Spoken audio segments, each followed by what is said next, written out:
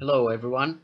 There's been a debate going on for a while now about how the angular size or perspective or the apparent size of objects should be integrated in the curvature calculator. Well, I'm saying it is already integrated. There's been videos showing real experiments with objects, videos showing animation, but no video showing curve. So I'm showing both today on a real curve, scalable, and even with a curvature calculator that I made with myself. The reason I made it is it's going to be more accurate for longer distance, but you can uh, test it and compare it with any other calculator on smaller distance. I'll make another video on how did I make this curvature calculator. The uh, the idea is not hard, just once you start drawing it you can do it. I have a rounded edge table. I'll show you how objects disappear, and we'll do the calculations first before we start. So, but first of all, I want to discuss how do things disappear. As we see here, this triangle, if we presume that you are at the left side of the camera looking at the mountain on the right side, and there's a red wall in the middle. You cannot see the mountain once the elevation angle of the mountain is less than the elevation angle of the wall, and that's where you get the results in my calculator that I'll show now. So this concept of things disappearing on a flat plan is the same as on a curvature, like this. And this is what I drew before I started doing my curvature calculator, but that's for another video. Now we'll proceed to the experiments. Here is a small bottle, and it's around 20 or 23 centimeters. And if I put it at a distance of like around 24 centimeter, it will occupy an angular size on my phone, like the whole length of the screen, which is around 60 degrees. And if I push it forward twice the distance, the angular size will be, as you see, almost half the screen. So that's like 30 degrees. Now, how shall we integrate that into the curvature calculator? That is a question we've been getting, although the idea is proposed by the flat earthers and they themselves, they cannot do it. So anyway, back to the test. Here's my table, and as you see, this side from it is a perfect half circle. The table is around 98 centimeters. That's the glass, but there's like half centimeter from each side, so I would say it is 99 centimeters. And here is, just to show, this wooden part is half a centimeter more. The second object in my experiment is, as you see, it's a pack of cigarettes, and if you look closely, it's around 8 centimeters and 6 millimeters. The third aspect before we start the calculations is the camera height, which is 3.7 centimeters. Start with the calculations. I'm sorry the spreadsheet is so messy, it's still under construction, and even the way to use it is not so easy. As you see here, this red box means that I cannot see the target. When it turns blue, this means we can see the peak of the target. So we start putting the numbers. The camera height is 3.7 centimeters, and let's start with the cigarettes. It's 8.6 centimeters. The distance, let's start with 100. It's still red, so 50. silhouette 40,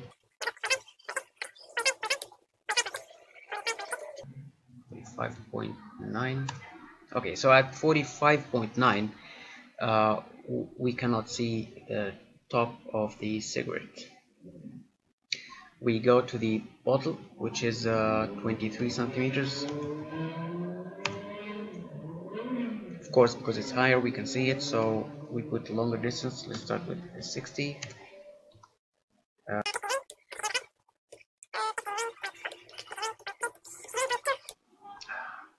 59.1. Okay, so at that distance we'll be able to see the top of the bottle. So now we move to the practical test with the objects on the curvature of my table. Now the measurements.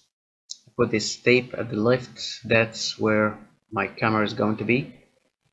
For the bottle, 59.1 centimeters.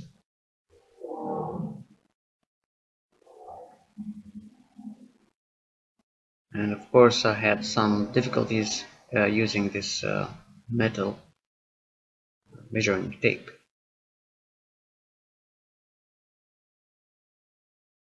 So I'm expecting a little bit lack of accuracy, but within limits. It's not like the bottle are going to be completely with half length under the horizon, as we've seen when I push it, when it reduced half the size, which was about 48 centimeters. This is 59 centimeters. So if we should use the angular size, it should be half of its size under the horizon. Now let's see.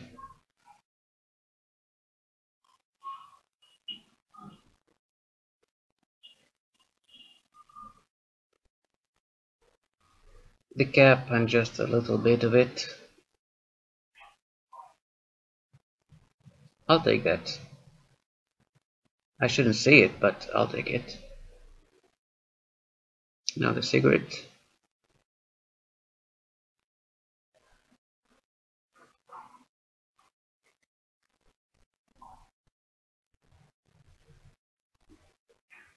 Just a tiny bit. So that goes in according with our calculations. Now there's one thing left, is to confirm the accuracy of my curve calculator. For the purpose of this test, I'll be using this site. This site presumes the radius is 6,371, and that's the average. So we must say it presumes, because sometimes it's more, sometimes it's less. Light travels in a straight line, so there's no refraction. So I've been thinking about the Chicago skyline, which is about 95 kilometers, and say the altitude of the observer is 2 meters. Oh, what have I done? Sorry. 95 kilometers, not 95,000 meters. Okay. So the target hidden is 634 meters. So let's plug that into my spreadsheet.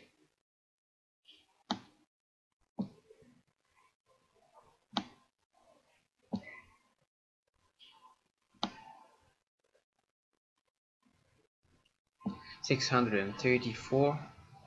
Let's first start with the camera height, 2 meters, and the target height 634. I will not add those fractions. 634. The distance is 95000. The radius is 6371000. So you see the target is hidden. If I adjust 1 meter, 635. Now we can see it. Let's take another distance. Let's say altitude of 13 meters and the distance 120. Target hidden is 900 meters. So let's put these information. 13, target height 900, distance 1200, 120000. Oh, I can see it. I shouldn't be seeing that target. So let's try 899. Now I cannot see it.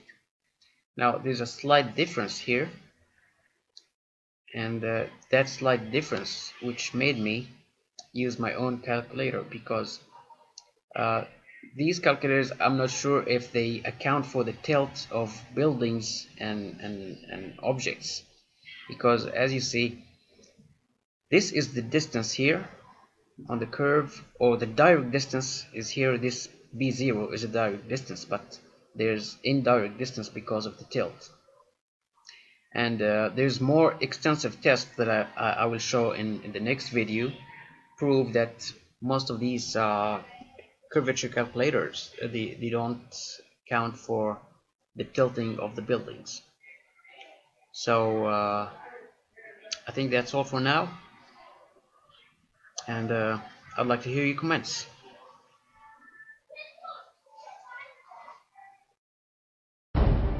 Is there no one else?